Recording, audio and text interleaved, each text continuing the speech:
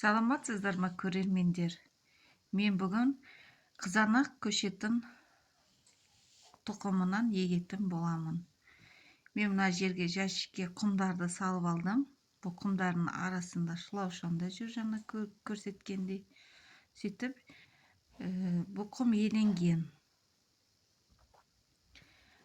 Жақсылап тегістеп алдым. Мен бүгін бұны тұқымды сеппестен бұрын сызып аламын. Сызбаса да болады. Негізі мен өзім осылай сызып еккенді жақсы көрем. Осындай сызып егемін. Өзіме ыңғайлы. Одан кейін өзімнің былтыр помидор тұқымын алған болатынмын. Соны сеуіп шығамын.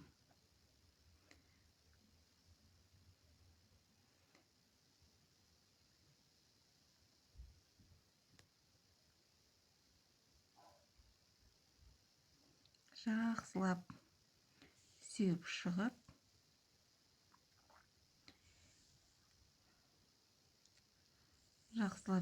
шығамын. Осылай етіп асықпай. Міне. Сеуіп бәрін шығып, міне. Одан кейін жай үстінен құмменен жауып шығамын. Өйткені тұқымдары көрінбеу керек.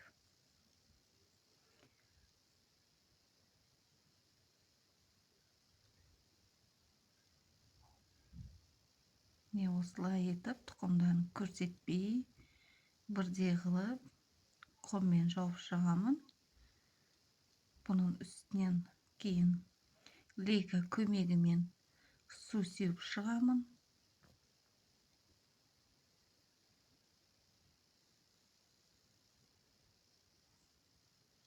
Осындай жабылды, бәрі бірдей болып.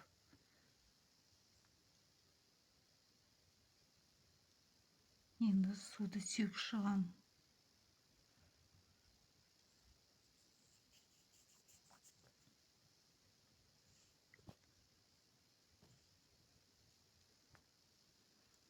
Суды сеуіп болғаннан кейін үстін